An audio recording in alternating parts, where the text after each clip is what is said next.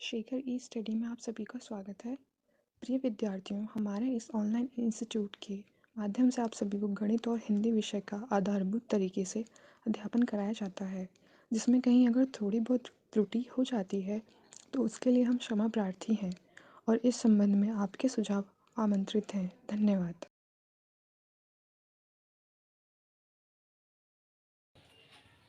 Hello दोस्तों, मैं शेखर स्वागत करता हूं आपका अपने YouTube चैनल शेखर ई स्टडी पॉइंट में। दोस्तों, सामान्य हिंदी की कक्षाएं अपनी चल रही थी, जिसमें हम संधि का अध्ययन कर रहे थे। ठीक है, हमने स्वर संधि को पूर्णतः देख लिया था।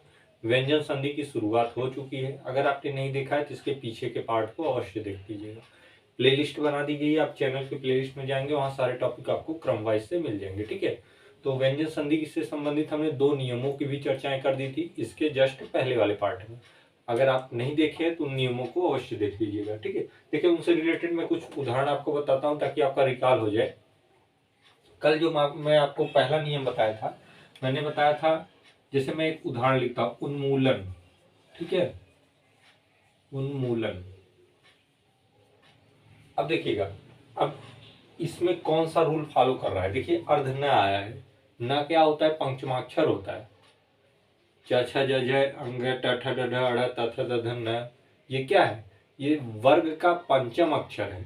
अगर आप अंग य ण न म कल का रूल आप याद करे होंगे तो आपको पता होगा कि ये लास्ट के जो अक्षर होते हैं उन्हें पंचमाक्षर कहते हैं, और ये सारी चीजें वर्णमाला में भी बताई गई है। देखिए यहाँ पे अर्ध रूप में आया हुआ है न। ठीक है, तो अगर हम पहले रूल के अनुसार इसका विच्छेद करेंगे तो वर्ग का पहला वर्ण ये न है, त थ द ध न, मतलब त में जाएगा। क्योंकि ये पंचम अक्षर है तो इस वर्ग का पहला वर्ण कौन सा होगा? त होगा। अब लिखेंगे उत। क्या लिखेंगे? उत धन मूलन। क्या हो जाएगा? उन्मूलन हो जाएगा। ठीक है, उत धन मूलन क्या हो जाएगा? उन्मूलन हो जाएगा। उत धन मूलन, उन्मूलन। ठीक है, इस चीज को आप ध्यान देंगे तो ये क्या हो गया? ये रूल जो होता है, नियम 1 जो मैंने बताया था कि किसी भी वर्ग का पहला वर्ण उसके साथ में न या म का मेल होता है, तो वह मेल जो होता है उससे वह जो निर्माण होता है वह पंचमाक्षर में बदल जाता है। जैसे पहला वर्ण त है, त का मेल किससे हुआ है? म से। देखिए, न या म का मेल मैंने बताया था ना कि प्रथम वर्ण से और न या म का मेल होगा। तो द प्रथम वर्ण है, न या म से मेल हुआ है तो क्या हो गया है? पंचमाक्षर में बदल गया है, अर्ध न के रूप में। क्योंकि जो बदलाव होता है वो हमेशा अर्ध रूप में लिखा जाता है। ठीक है, ये चीज आप ध्यान रखेंगे क्योंकि व्यंजन संधि में हलंत का रूप आपको मिलता है, अर्थात अर्धवर्ण आपको अवश्य मिल जाते हैं। जहां अर्धवर्ण नहीं मिलते, मैंने बताया था कारण, वहां पे व्यंजन के साथ स्वर का मेल होता है, इसलिए उस शब्द में अर्धवर्ण नहीं होता। ठीक है, तो ता के साथ न या म में मा का मेल हुआ है तो उन्मूलन बन गया। ये आपका पहला वाला रूल था। ठीक है, अब एक और उदाहरण देखिएगा, जैसे वाग व्यवहार। वाग व्यवहार। ठीक है, अब इसमें कौन सा रूल फॉलो कर रहा है? देखिएगा, ये वाला अर्ध रूप में देखिए, ग क ख ग, मतलब तृतीय वर्ण का, वर्ग का तृतीय वर्ण यहाँ पे अर्ध रूप में लिखा गया है, अर्थात ये व्यंजन संधि हुई। कल का जो दूसरा रूल था आप उसे देखेंगे तो उसमें था क्या कि पहला वर्ण, मतलब किसी भी वर्ग का पहला वर्ण, उसके साथ अगर वर्ग का तीसरा, चौथा या पांचवा वर्ण आया है या अंतस्थ व्यंजन आया है, जिसे आप य र ल व कहते हैं, या तो सभी स्वर में से कोई भी स्वर आ जाए, तो उनका जो मेल होने से जो बदलाव होगा वो उसी वर्ग के तीसरे वर्ण में हो जाएगा। तो यहाँ देखिए, वर्ग का तीसरा वर्ण आया है ग।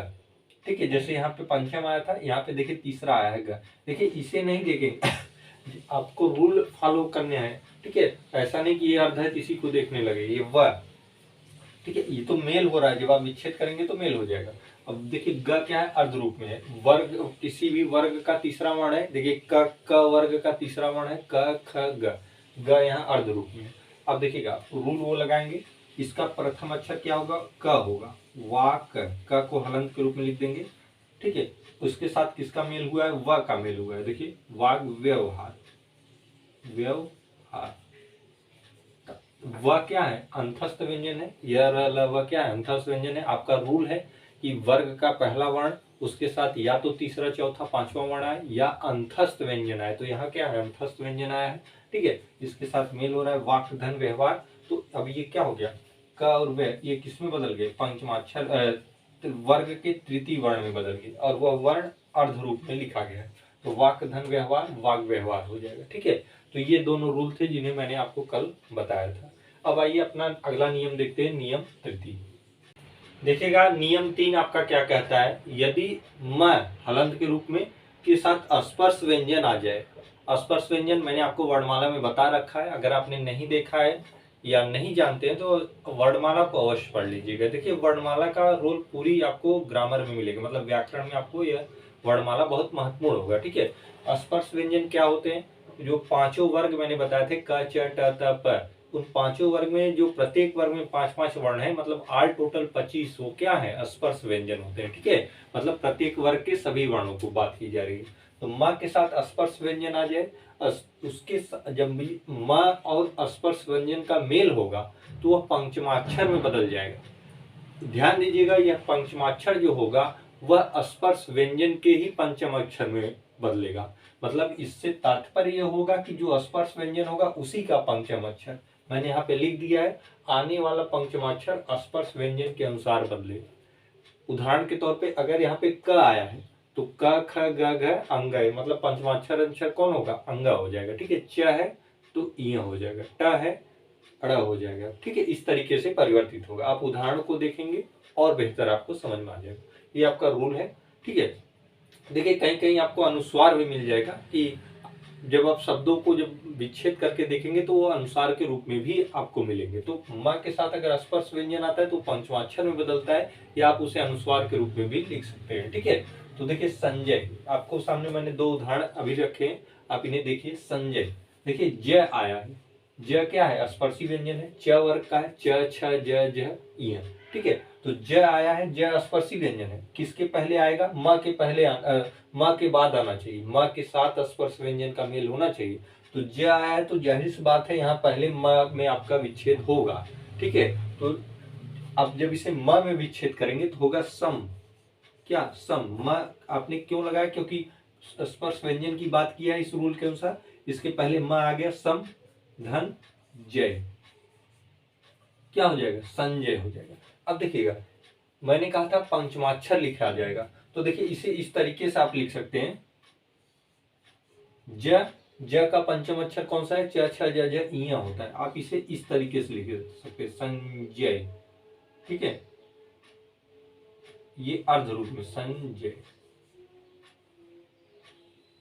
इ, लेकिन अब चूंकि ये इस तरीके से लेखन में नहीं प्रयुक्त होता इसलिए इसे अनुस्वार के रूप में लिख देते हैं संजय। ये इ को इस तरीके से अनुस्वार में लगा देते हैं पंचमाक्षर अक्षर को। ठीक है, इस चीज को आप ध्यान रखिएगा। जैसे संजय जब आप विच्छेद करेंगे, चूंकि स्पर्श व्यंजन है तो पहले म आएगा, तो इसलिए आपने म में तोड़ा, सम धन जय। ठीक है, अब ये ज और म इस रूल को फॉलो करते हैं, पंचमाक्षर में आपको परिवर्तित करना है। पंचम अक्षर म किसके अनुसार लगेगा, आने स्पर्श व्यंजन के अनुसार, कौन सा है, ज है, ज का पंचम अक्षर क्या होता है, इ होता है। तो आप लिखेंगे तो इस शुद्ध रूप में इस तरीके से लिख देंगे, लेकिन ये लेखन में इस तरीके से लिखा जाता है संजय, अनुस्वार के रूप में। ठीक है, इस चीज को भी आप ध्यान देंगे। ठीक, अब देखिए अलंकार। ठीक है, अलंकार, अलम धनकार, देखिए म है, म के साथ क्या है, स्पर्श व्यंजन आया है, क्या क आया है, क वर्ग का पहला वर्ण है, स्पर्श व्यंजन के रूप में यहाँ पे आया हुआ है। ठीक है, म पूर्व में है। अब जब आप इसका शब्द बनाएंगे अलम धनकार का तो हो जाएगा अलंकार हो जाएगा। ठीक है, ये क है, स्पर्श व्यंजन के अनुसार इसका पंचम अक्षर लगेगा, क्या है, अंग है, ये आपका अल पहले ही रहेगा अलंग, और ये कार आ जाएगा। ठीक है, लेकिन शुद्ध रूप में आपने लिख दिया रूल के अनुसार, म और क का मेल हो रहा है, म स्पर्श व्यंजन का है, मेल होगा, पंचमाक्षर परिवर्तित हो जाएगा, किसके अनुसार, इसी स्पर्श व्यंजन के अनुसार। क वर्ग का पंचम अक्षर कौन सा है, पंचमाक्षर अंग होता है, क ख ग घ अंग।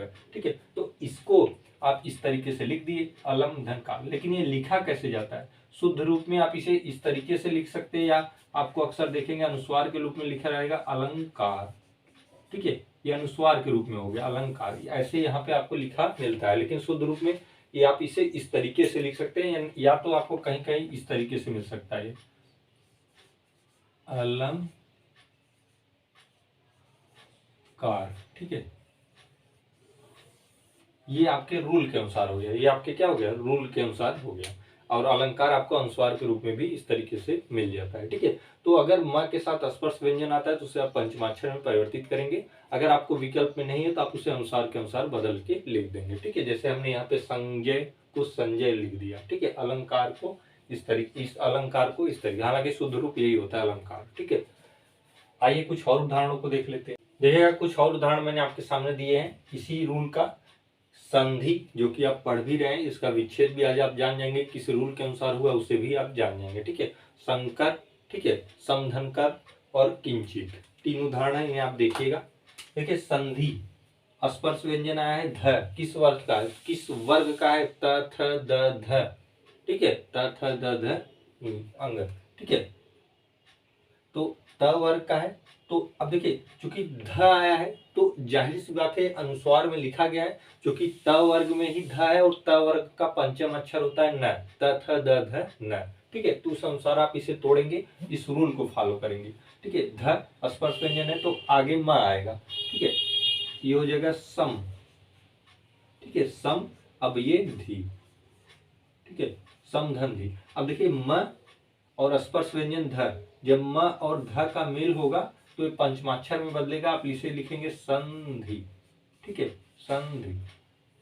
ठीक है, लेकिन कहीं कहीं ये अनुस्वार के रूप में इस तरीके से लिखा जाता है, संधि। ठीक है, तो चाहे ये शुद्ध रूप में हो गया इस रूल के अनुसार। मैंने बताया था कि उसी वर्ग का पंचम अक्षर आएगा। ठीक है, तो आप चूंकि ध है, ध त वर्ग के, त थ द ध, फिर न आता है, न आपका पंचमाक्षर अक्षर है, तो उसी न को हमने यहाँ लिख दिया। बाकी ये अनुस्वार के अनुसार आपको इस तरीके से भी लेखन में मिलेगा। ठीक है, संधि। ठीक, संकर, देखिए समधन कर, म आया है, स्पर्श व्यंजन के रूप में क आया है। ठीक है, अब क का पंचमाक्षर अक्षर क ख ग घ अंग। ठीक है, और ये म है, चूंकि ये रूल फॉलो कर रहा है तो आप इसे इस तरीके से लिख सकते हैं, श क का पंचमाक्षर अक्षर अंग होता है। ठीक है,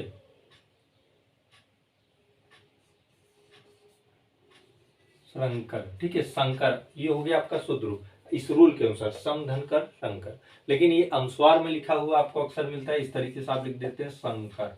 ठीक है, या तो कहीं की आपको इस तरीके से भी मिलेगा, शंकर। ठीक है, तो ये रूल के अनुसार हो गया, ये आपका नियम है कि अगर म के साथ आपको स्पर्श व्यंजन मिलता है तो पंचमाक्षर में परिवर्तित होगा। तो का स्पर्श व्यंजन है, इसका पंचमाक्षर होता है क ख ग घ अंग, उस अंगों को हमने यहाँ पे लिख दिया, शंकर हो गया।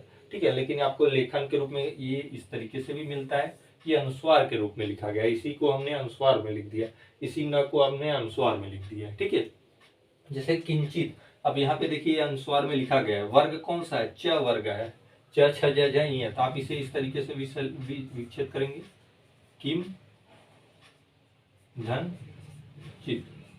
ठीक है, किम धन चित क्या हो जाएगा, किमचित हो जाएगा, किम धन चित क्या हो जाएगा, किंचित हो जाएगा। अब देखिए म है और यहाँ च है, च वर्ग का पंचम अक्षर क्या होता है, तो आप कहेंगे कि च छ ज झ इया होता है। ठीक है, इस तरीके से आप लिख देंगे किंचित, लेकिन ये पंचमाक्षर के अनुस्वार के रूप में इस तरीके से लिखा जा गया, किंचित। ठीक है, इस चीज को आप ध्यान रखेंगे, इसी जो आपको यहाँ पे स्पर्श व्यंजन मिल रहा है उसी का पंचम अक्षर आप लगाएंगे, इस चीज को हमेशा ध्यान देंगे। च छ ज झ हमने यहाँ वो लगा दिया। ठीक है, तो ये आपका रूल 3 था, जिसके मैंने विभिन्न उदाहरणों के माध्यम से आपको समझा दिया है। ठीक है, आज का पार्ट थोड़ा छोटा होगा, कुछ कार्य है, मुझे जाना पड़ेगा, इसलिए यहीं पे वीडियो को समाप्त करते हैं।